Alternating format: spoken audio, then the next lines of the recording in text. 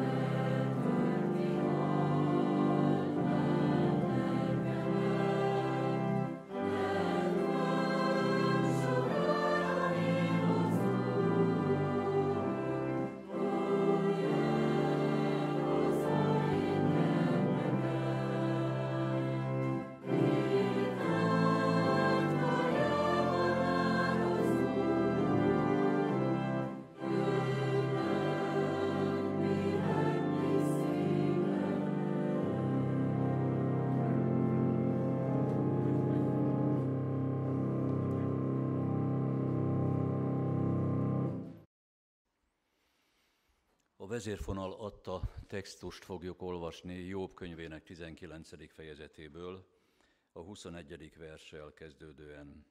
Jobb könyve 19. fejezet 21. versétől így hangzik Isten igéje. Könyörüljetek rajtam, barátaim, mert Isten keze vert meg engem. Miért üldöztök, mint az Isten? Miért nem elégedtek meg testemmel? Bárcsak leírnák szavaimat, bárcsak följegyeznék egy könyvbe, vas íróveszővel és ólommal minden időkre kősziklába vésnék, mert én tudom, hogy az én megváltóm él, és utoljára megáll a por fölött. Ha ez a bőröm lefoszlik is, testemben látom meg az Istent, Saját magam látom meg őt, tulajdon szemeim látják meg, nem más, bár veseim is megemésztetnek.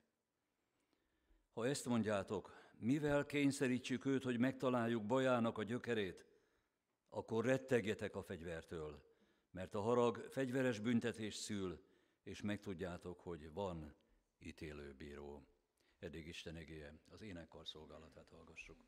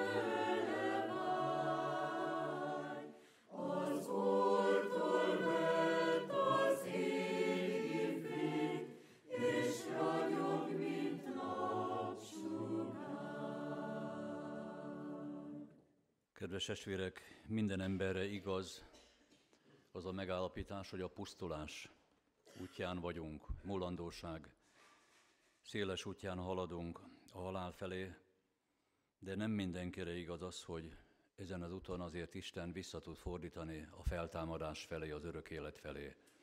Mert csak azokat tudja visszafordítani, akikben Isten lakozik, akinek a szívében Isten ösvényei vannak. A bűneset miatt az ördög ránk dobta a halált, a bűnöknek motorikus, hajtó, vonzó, csábító, udvarias és mindenféle formáját, és pusztítja a testet, és hogyha teheti, akkor a lelket is a kárhozatba rántja. De hogy mégis ezen a pusztulás útján voltak emberek, elődeink, akik megfordultak és másik irányba kezdtek gondolkodni, Istenbe kapaszkodva. Arra elég sok példa van, személyes példa. Ott van Ábrahám, aki hitt az Úrnak, és ez tulajdonítatott neki igazságul, ezért elhagyta lakhelyét, elindult ismeretlenbe, és hitte az Úrnak azt is, hogy majd gyermeket ad.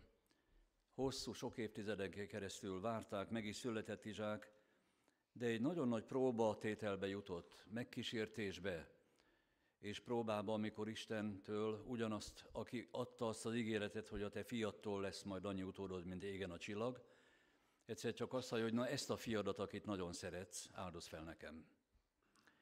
Ez nem annyira testi szenvedés, bár testi kihatása is egészen bizonyos, hogy volt, hanem Isten kapcsolati nagyon nagy krízis, és nagyon nagy hitbeli krízis volt Ábrahámra nézve, mert hogyan mondhat ilyet az Isten? Adott gyermeket, és akkor egyszer csak azt mondja, hogy áldozom fel, mint a pogányok, abban a korban, pogányvallásokban, gyermeket Moloknak vagy Baálnak feláldozták, hogy bővebb legyen a termés, vagy megnyerjenek egy háborút. És a zsidókhoz írt levél zárja le ennek a feszültségnek a kérdését és magyarázatát, mert felvilágosít a zsidók 11-ben Ábrahám szakasz arról, hogy ebben a próbában jutott oda Ábrahám, hogy hitében feljebb tudott lépni Istenre vonatkozóan, Isten ismeretében, és ekkor fogta fel, hogy nem csak meddőséget megszüntető, nem csak gyermekáldást adó Istene van, nem csak sok juhot és barmot adó Istene van, hanem neki olyan Istene van, aki fel is tudja támasztani a halottakat. És ott mondja a zsidókhoz írt levél, hogy Ábrahám ekkor jutott el erre a meggyőződésre, hogy Isten fel fogja támasztani az ő fiát, ha most halálba is kéri. Itt van a fordulat a mulandóság útján mégis az Istenbe kapaszkodva, Isten felé, a feltámadás felé elindulni. Emlékeztek rá, hogy a 103. Zsoltár is beszél arról, hogy megváltja életedet a sírtól, a koporsóból. Vagy emlékszünk arra, hogy Ezékiel könyvében és a 37. fejezetben a csontok megelevenednek, újból élő emberekké válnak, és ott mondja aztán a történet lezajlása után általános jövőbeli üzenetként, hogy kihozlak benneteket a sírjaitokból. Valahol talán éppen még Ezékiel, vagy talán Jeremiás mondja, most ezt pontosan nem emlékszem, hogy harmadnapra kihozlak benneteket a sírból. És ez már konkrétan Jézus Krisztusról beszél, ha pedig róla, akkor rólunk is, akik ő benne vagyunk. Vagy emlékezünk arra, hogy a zsidókhoz írt levél 11. rész kitér a mártírok sokaságának a kérdésére. Akiket üldöztek, kettéfűrészeltek, állatbőrbe bújva próbálták menteni üldözőik elől a hitüket, mert a hitükért halálra keresték őket, és azt mondja, hogy lett volna módjuk szabadságot, mentést kapni, de azt elutasították, inkább vállalták a halált a becsesebb feltámadásért. Tehát a mártíroknak is, akik Isten mártírjai voltak, vagy a napjainkban is azok, a feltámadásért akár a saját életüket is fel tudják áldozni. És van a Vatikánnak is, meg a protestáns világegyháznak is olyan internetes oldal, ahol az üldözött keresztényeket lokátorozzák, hogy hol hányan esnek áldozatul napjainkban. Nigéria vezet ebben a tekintetben a keresztények öldöklésében, de ott vannak a többi muzulmán államok is, Kína sem marad le, és rengeteg, évente több ezer hittestvérünk mártírrá válik. Krisztus hitéért, Jézus hitéért megölik őket. És tudnunk kell, hogy ma is létezik olyan, hogy valakik lemondanak inkább az életben maradás felkínált hittagadással, felkínált esélyéről, inkább meghalnak a Krisztusért. Arról meg nem is beszélve, hogy amikor Etiópiában ezelőtt 50 évvel, kérdezzétek Albert vagy Paul Kolyót, az írót, Etiópiában pestis járvány volt, akkor az amerikai misszionárosok elmenekültek a steril szállodákba, ki sem mertek menni a nép közé, amikor járvány volt, és az elegáns szállodákban élték túl a járványt, ugyanakkor hívő etiópok pedig mentek a beteg rokonaikhoz, és elkérték az ingjüket, hogy magukra vegyék a pestises ingeket, hogy ők is minél hamarabb a mennybe érkezhessenek. Úgyhogy egyáltalán ne gondoljuk azt, hogy mi Nagyvarsányban itt a hitélet csúcsán vagyunk, meg az odaszállás csúcsán, meg a Krisztusért való vállalásoknak a magas szintjén. Nem vagyunk mi azon. Nagyon soktól tanulhatunk, akik előttünk járnak, vagy napjainkban is. Tehát azt látjuk, hogy Jézus Krisztus is megérkezett erre a halál felé vezető útra emberként, és 3-szor beszél is arról, hogy igen, meg fogok halni. Előtte gonosz kezek által szenvedések, keresztrefeszítés, de sosem ezért mondta el, hogy a szenvedés, mint a Hollywood, állandóan a rosszat, a bűnt, a stb. Propagálja, hanem azért mondta el, hogy utána pedig feltámadok. Harmadnapra majd feltámadok. Jönnek lefelé a megdicsőlés hegyén, és Jézus ott is mondta ezt, hogy feltámadok, és akkor maguk között elkezdenek tanácskozni, ez mindig nagy hiba, ha csak magunk között tanácskozunk, hogy mit jelent az, hogy feltámadni? Péter, a nagyokos, nem értette. A János, a szelíd aranyos, nem értette. És Jézus pedig abba az irányba akar, a feltámadás felé akar minket húzni. Ha szenvedés jön, azt majd az ördög intézi. Arra felé az ördög akar, és hogy abba belepusztuljunk.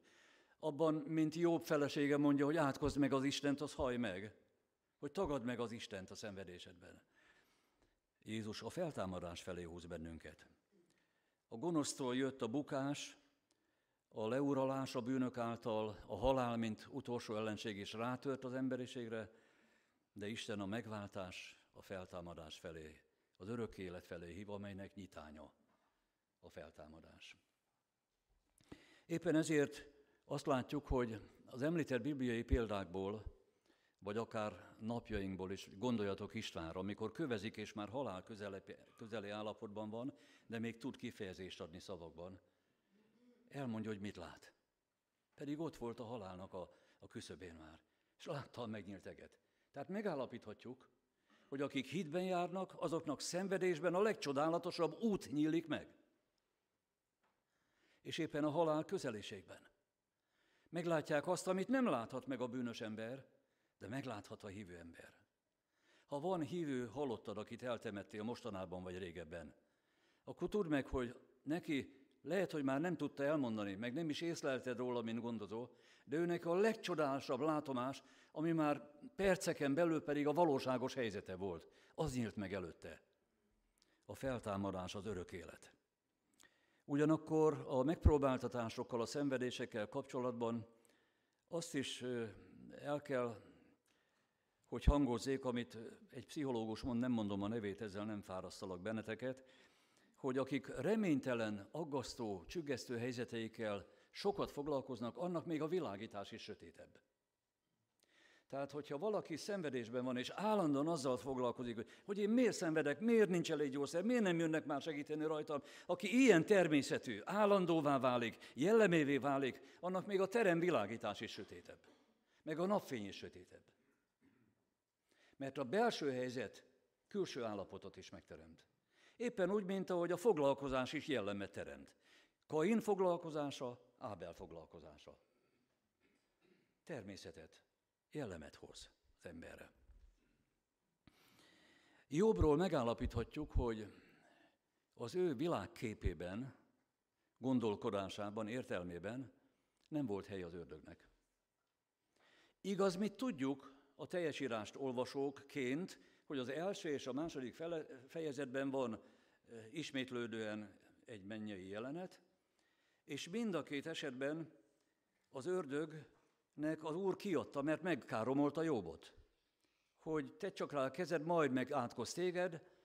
Az ördög azt állította, hogy Isten csak a javaiért, csak az áldásaiért lehet imádni. És hogy Jobb csak ezért, anyagi érdekből, mondanánk majd, anyagi érdekből keresztény. Ezek azok, akik a kegyességet üzletnek tekintik. Jobb nem ilyen volt. És onnan tudjuk ezt, de ő nem tudta, hogy fölötte a mennyben egy párbeszéd folyt le a szellemvilágban, és amikor átéli a testi, vagyoni tönkremenetelt, akkor sem tagadta meg az Isten. Még a felesége is öngyilkosságot ajánlott neki. Nem hajlandó az ördögre visszavezetni a csapásokat, szenvedéseket, amik rászakadtak. A 10 gyereknek a halálát, meg a hatalmas nyájak elvesztését, és így tovább. Nem volt démonikus a világképe. Azért, és ez az első gondolata a ma estének, túl a mártírokon, amit előtte való mondatban elhangzott, hogy a világképünk, a gondolkodásunk, úgy is mondhatjuk, hogy a lelkünk, a lélek és értelem nagyon sokszor átfedő fogalom, egymást átfedő fogalom. A héber szót, ami a lelket jelenti, sokszor értelemnek is fordítja az Ószövetség. Nem hajlandó tudni az ő értelmében, gondolkodásában a sátáról, nem ad helyet neki. És ez rendkívül fontos dolog, mert felépül a tudásunkból egyfajta belső világkép az értelmünkből. Ezzel az értelemmel határozzuk meg a helyünket is az emberek között. Példabeszédek könyve mondja, hogy értelme szerint dicsérik az embert. Az ostobát az ostobaságáért oda sorolják, ez habókos, bolond, nem kell vele beszélni. Az értelmes meg észreveszi a környezet, és azt mondja, ettől érdemes tanácsot kérni. Hallgassuk meg, mit mond. Jobb is, amikor felállt a gyűléseken, mondja Jobb, hogy elnémult mindenki. Mert tudták, hogy amikor megszólalok, akkor az jó lesz. Kovács László lelkipásztor, aki Tarpán volt lelkipásztor, meg Recske, meg Sarkodon, illetve hát Panyolán volt legelőször a szolgálatában, talán idősebbek emlékeztek rá. Lapóson volt a Dömsödi Kovács László, őt pedig a panyolai vagy tarpai Kovács Lászlónak szoktuk nevezni pásztori körökben. Az ő édesapja, ő Kislétáról származik. Asztalos testvér mondta el, hogy az édesapja, a Kovács Imre bácsi, amikor eljött a nyírbátori körzeti gyűlésre, és a Kovács bácsi felszólalt, azt mindenki úgy vette, mintha az Isten szólalt volna meg a bátori közgyűlésen. Tehát az értelme szerint helyeztetik el mindenki a világban, a társaságában, az emberek között, még a gyülekezet között is. És az értelem az, amivel el tudjuk fogadni az Úr igazságait. Az értelem az, aminek meg kell térni, amit megtérésnek hívunk. Mert az értelem Isten felé fordulása, Istenbe kapaszkodása, ez a megtérés. Nem a vesénk tér meg, nem a hangulatunk tér meg, nem a zenei stílusunk tér meg. A meta, noia, a görög szava a megtérésnek két szó összetétele, a meta az ismerős változás, megváltozás, összekötés, átalakulás, metasztázis, tehát valaki rákos lett, áttételeződött.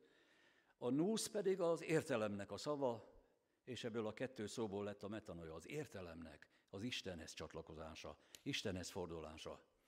És ez is az értelmünknek a lehetősége, és ezután majd jön a többi, a hangulattól kezdve még a csontok megerősödése is.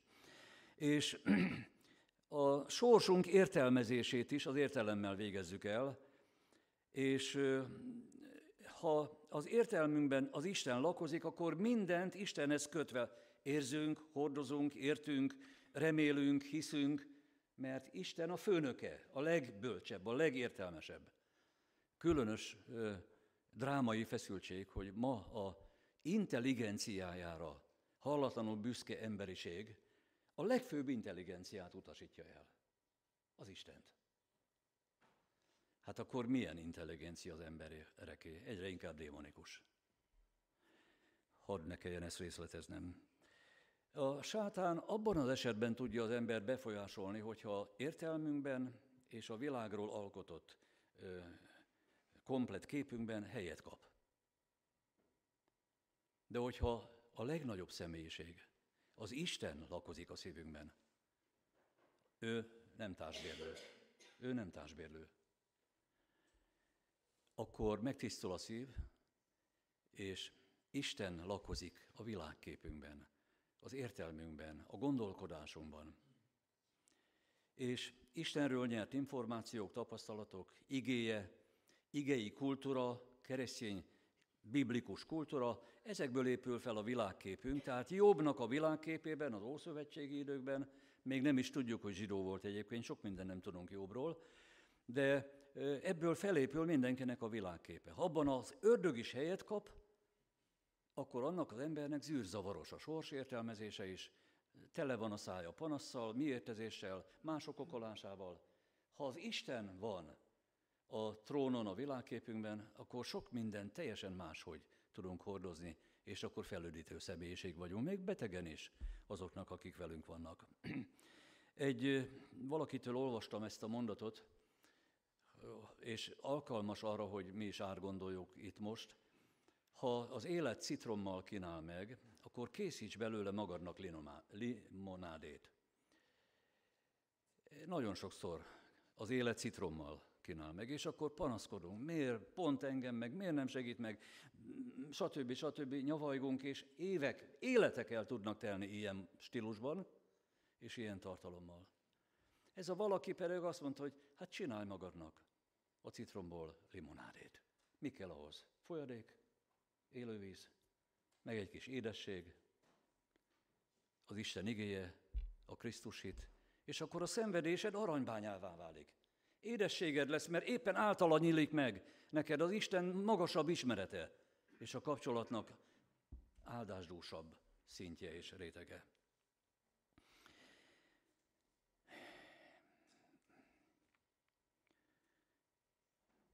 És még annyit az értelmünkről, a gondolkodásunkról, hogy bizonyos kettősség jellemzi az értelmünket. Hadd idézzem a keresztény pszichológusnő szavát itt ebben a dologban, Bagdi Emőkéről van szó.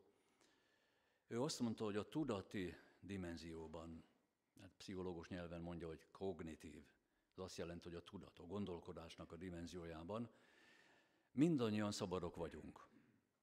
Nem valamitől, mert örököljük az apai, anyai gondolkodás mintát, vagy éppen egy közösség gondolkodás mintáját, hanem valamire. Arra, hogy ami érint bennünket eseményesen, különböző hatásban, sors, stb., hogy annak, hogy mit jelentsen számomra, azt én határozhatom meg. Hogy ez nekem fontos vagy mellékes. És én határozhatom meg, hogy a dolgokkal, jelenségekkel milyen legyen a kapcsolatom. Erre szabad mindenki. Én határozhatom meg azt, hogy Istennel kapcsolatba lépek, vagy nem. Éppen ez a kárhoztatás oka, hogy a gondolati szabadságát elutasította, és igazol engem a megtérő Lator. Az ő tudatában ott van, hogy bűnösök vagyunk, és azt mondja, hogy mi méltán szenvedünk, és minket méltán fognak átszúrni, ha hamarabb nem halunk meg, vagy eltörne a csontunkat.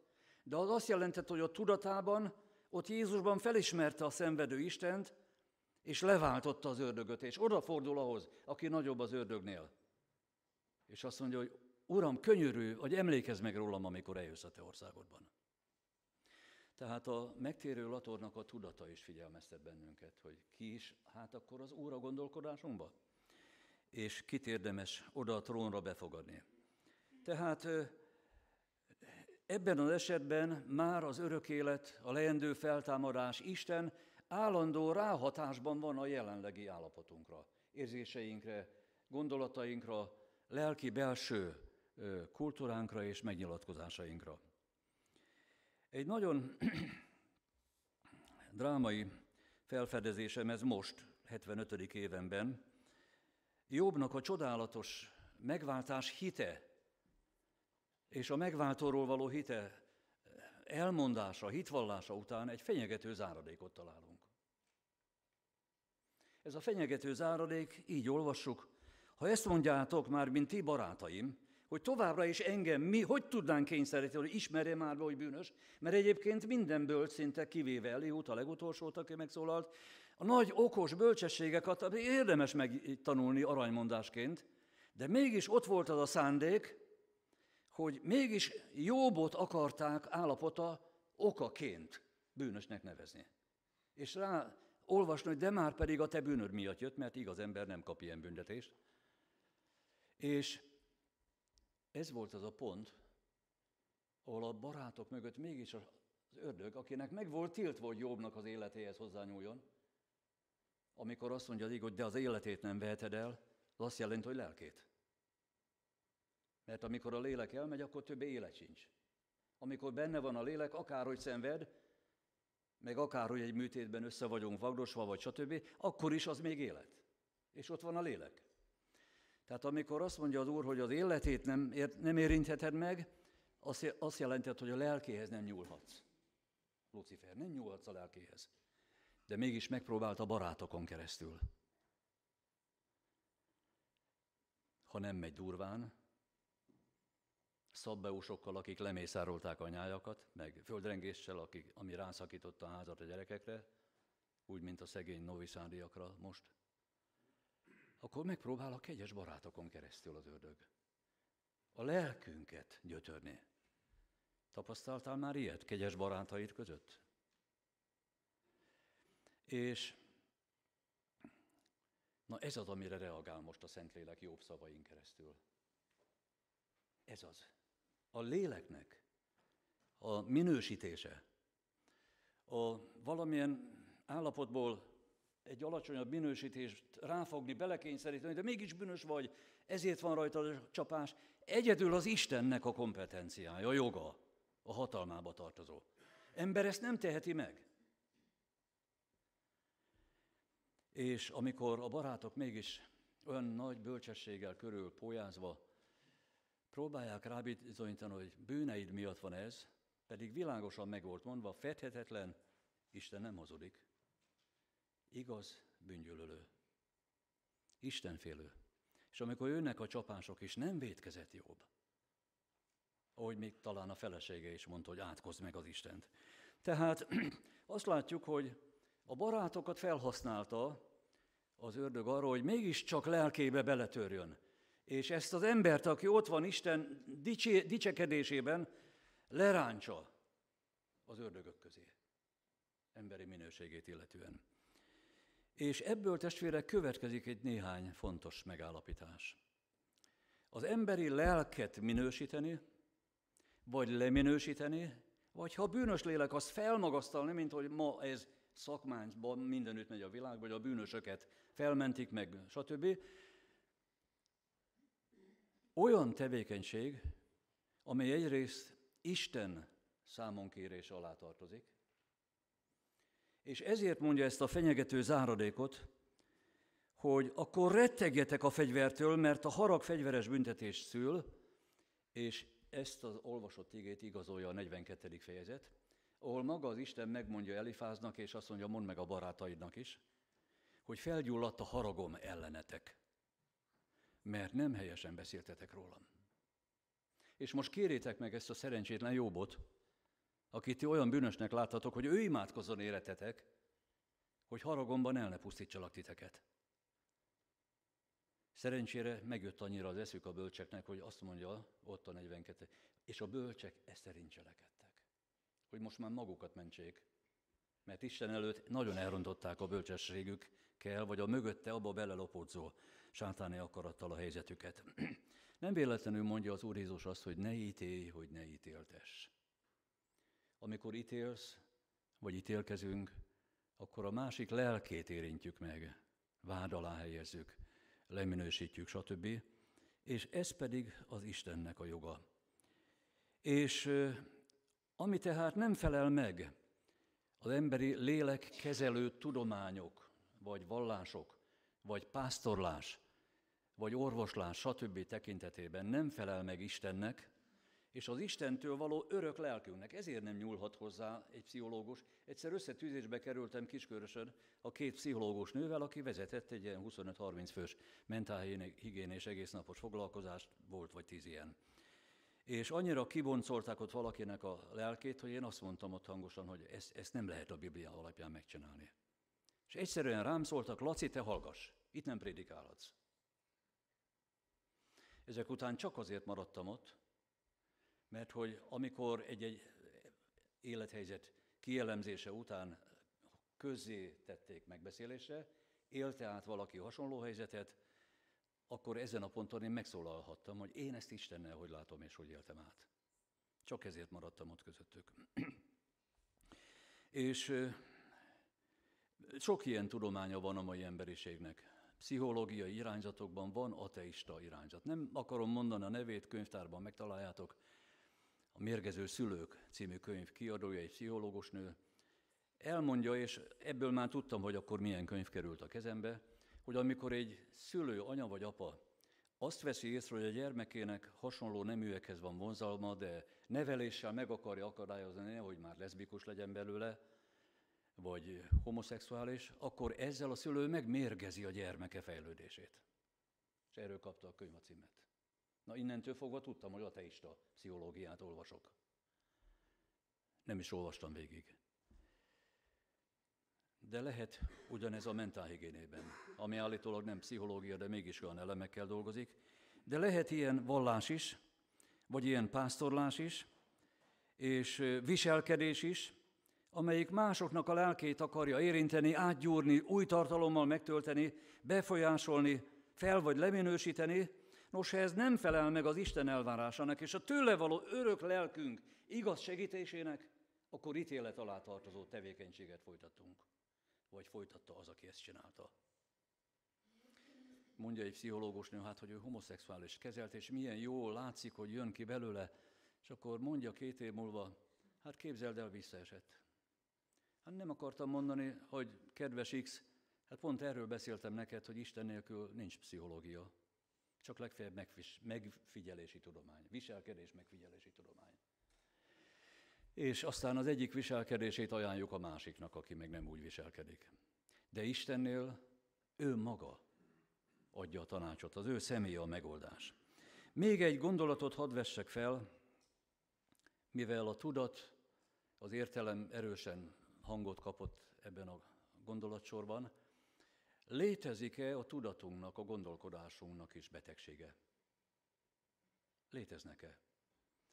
Valaki azt mondja, hogy ahogyan a testi betegségnek testi tünetei vannak, Ugyanígy a tudatnak, az értelemnek, a hibás világképünknek, gondolkodásunknak is, ha beteg, tünetei vannak. És elkezdett sorolni példákat. Azt mondja, ha valakinél a gondolkodásában állandóan az én a főnök, az egója, annak a betegségét nyugodtan lehet úgy nevezni, hogy egoitis. Még azt is mondta, hogy ha valaki állandóan önmagában gyönyörködik, és mindenki már csak rondaság hozzá képest, akkor azt lehet úgy nevezni, hogy tüköritis, mert a tükörből állandóan magát imádja.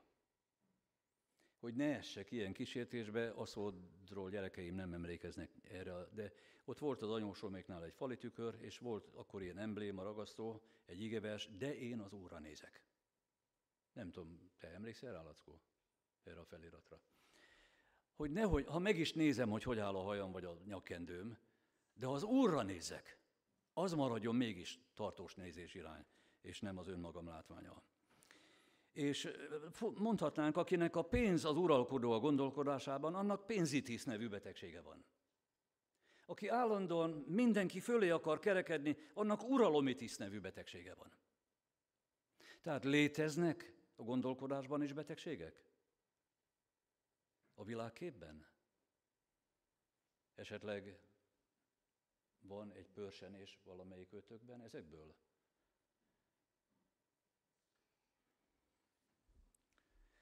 Azt mondja egy írónő, 23 évet azzal töltöttem, hogy állandóan én időt akartam élni. Hogy minden időmben én magamat ápoljam, magammal törődjek, magam előmenetelét munkáljam, magamat szépítsem, senki ne kérjen egy percet se abból, amit én magamra akarnék fordítani. Na most gondoljátok el, hogy lehet anyának lenni az ilyennek. Hogy csak az én időt akarja megérni, de a gyermekére meg nincs ideje, vagy a férjére. És azt is mondja ugyanez az írónő, mikor, hát ezek után természetes a következő mondat állapota, amikor minden szürke lett előttem, legfeljebb fekete-fehér, akkor képletesen elkezdtem gyorsan a színes filctollaimat előkeresni, hogy megszínesítsem az életemet. De ezek álmegoldások, hogyha a gondolkodás beteg, hogyha az ego uralkodik, ha az önmagunk igazsága, szépsége, vagy vagyona, vagy ezek befolyásolnak. A jó megoldás az, hogyha mindennapjainkat és kiemelten a szorongatottság, a próbaidőknek a napjait Isten időként éljük meg, hogy Istenhez fordulhatok abban az időben, hogy ő ránézhetek fel, hogy ő eléje tárhatom az ügyemet, hogy ismerkedhetek az én megváltommal, beszélgethetek, átadhatom neki a helyzetemet. Ebben az esetben válunk olyanná, mint Jobb. Mert ugye Jobb is nem akkor, amikor a soknyája terelhette, és mindenki a vagyonos emberként előre megsüvegelte, vagy a bíróságban megmentette az adóst, mondja ott később, hogy milyen jókat cselekedett. Nem akkor érzékelte, hogy ki a megváltója, hanem ott a nyomorúság legmélyebb állapotában. Tehát ő azt az időt, nyomorúsága idejét Istennel való időtöltésként hasznosította, ez is tudati döntése volt, és ezért tud aztán arról beszélni, hogy hát engem, még ha elporladok is, azért megváltom, szólítani fog, fel fog támasztani. Vagyis feltámadás metrikussá vált Jobb. A metrikus szó, ugye műszaki emberek ismerik, hogyha egy anya megfelelő csavarba metrikus, akkor az szépen beletekeredik, és nem csúszik ki, meg a NATO-ban, minden országban, ahol NATO hadseregek vannak, metrikus fegyverek vannak. Egy Németországban lévő tanknak az alkatrészével a lengyelországi NATO tankot helyre lehet hozni. Ugyanez volt a Varsói Szerződésben. Feltámadás metrikus, megváltás metrikus, hogy lehet az ember? Hát úgy, hogyha ránézünk, hiszünk benne, vele éljük a nyomorúságot, még a halálba is vele megyünk, és akkor a feltámadásában is ott vagyunk. Mert stimmelnek a menetek, a kapcsolatok. Jobb így lett feltámadás metrikus, és számunkra is ez a megoldás. Éppen ezért, hogyha beszélünk emberekkel, vagy igét hirdetünk, azon nyugodjon meg az Isten tetszése, és abból Isten áradjon a beszélgetésből. Hogyha bűnös emberrel beszélgetünk, mert hívőknek van ilyen Küldetésünk is, hogy a bűnössel beszélgessünk el. Menj el és insd meg 4 szem közt, mondja, vagy igehirdetésben is esetleg kell a bűnökről beszélni. Nyilván nem egyetértőleg, hanem kifogásolandó a bűnt, és ellenezni kell. És az is Isten szerint történjen, Isten áradjon ki abban, nem a mi ítéletünk, nem a mi különb voltunknak az érzete áradjon abból, mert nem vagyunk különbek, hanem Isten hasson abban, úgy, hogy beszédünk által is. Ez ugye nem sikerült a bölcseknek Jobb esetében, de ma Isten már nyilván beleszámítja ezt is az okulásunk forrásaiba. A Jobb könyvét hadd történjen a hallgatóságnak is, a beszélgetőtársnak is, Istenben való erősödése, tisztulásban való növekedése, és a leendő feltámadásban, társunká válásban, és Istenhez érkezésében. Segítsen erre az Úr minnyájunkat. Amen.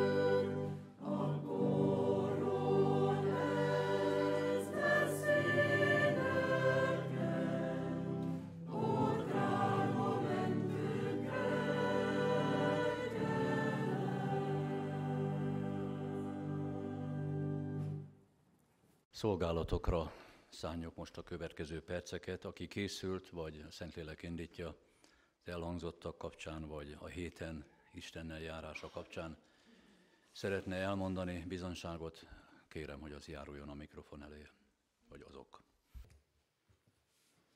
Szaniszló Tibor, hiszek. A szenvedés megtörte Jóbot. Sötét volt arca, mint az éj.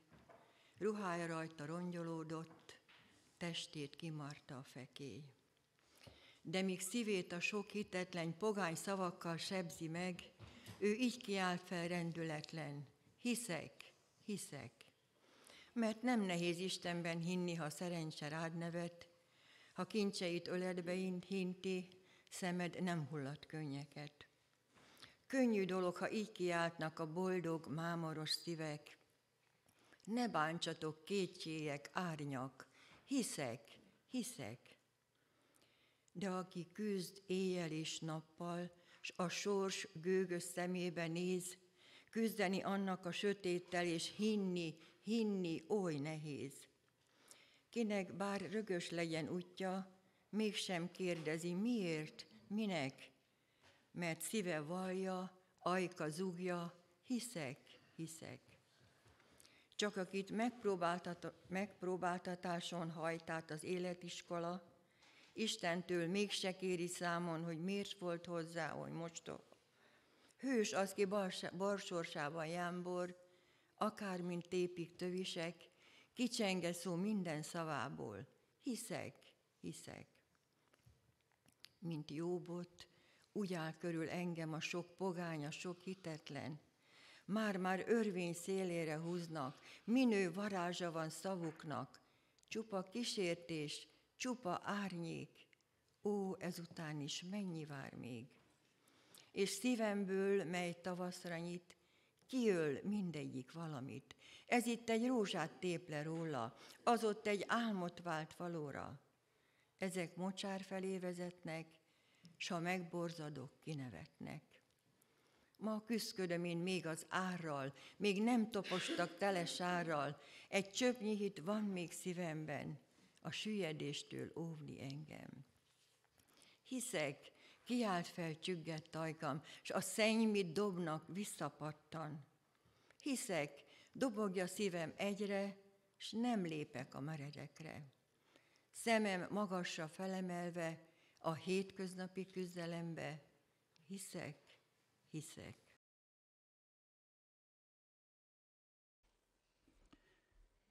Ha nem lévén több szolgálat, akkor egy példát hadd mondják el, én is bizonyságtételként, aminek tanulja voltam. Másodikos teológus koromban úrvacsoráztattam először. A Szent Lelkészképzőn voltam, akkor még az levelező rendszerű volt, és Nagy Zsigmond testvér volt az aszódi körzetnek az ügyintéző lelkipásztor, apósom már sarkadon volt. És Zsiga bácsi hétköznap neki volt civil munkahelye, a Volánnál Pesten valahol raktáros volt, és vasárnap tudta járni a 9 állomásos aszódi körzetet. És azt mondta nekem egyszer, hogy Lacikám, Minárcsek néni egyházas dengelegen közel van a halálhoz, légy szíves, a héten menj el ki, úrvacsoráztasd meg. Tehát Zsiga bácsi, hát én nem vagyok még felavatott személy. Figyelj, teológus vagy, hiszel, tessék, csináld meg, én nem tudok menni, mert nekem a munkahely nem engedi meg. El is mentem a Simpson motorommal, Sejpről is átjött a Győri Sándor bácsi, a gyülekezet vezető, meg ott 3-4 voltak még egyházas dengelégiek. Megtörtént az úrvacsorázás, és azután Minárcsek néni úgy búcsúzott el, hogy testvéreim, viszontlátásra Isten országában. 3 nap múlva el is ment oda. Felkészült a feltámadásra Minárcsek néni? Aki így beszél, az felkészült. Aki pedig letérdel az Úr előtt, az meg felkészült a kegyelemre, hogy azt megkaphassa. Boruljunk most le és imádkozzunk csendesen, hogy tudjunk mi is felfelé nézni, feltámadás felé nézni, haladni, készülni, és csendes közös imádság után 2 testvért kérek hangos imádságra név szerint, Hetényi Csaba testvért és Szőke Ágnes testvérnőnket. Imádkozzunk. Hirdetések előtt még Jóbbal kapcsolatosan egy fordítási fontos fordítási fejlődést, hadd hívjam fel a figyelmeteket. Károlyi fordításban azt mondja, hogy megáll az én porom fölött. Itt az új fordításban pedig azt olvassuk, hogy megáll a por fölött. Károly még birtokos raggal, az én porom, új fordítás már nem az én porom, a por. Én már nem ott vagyok. Az én lelkem már új testbe készül. Ez is üzenetes.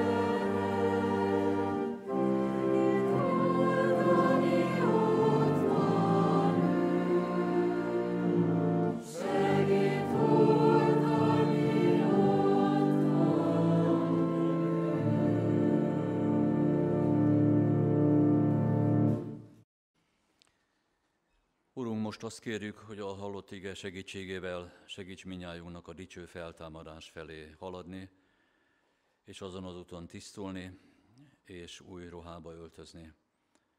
Urunk, hogyha valaki nem értette volna ma este a szavadat, akkor Te ébreszd fel, mentsd meg ebből a lefelé tartó állapotából.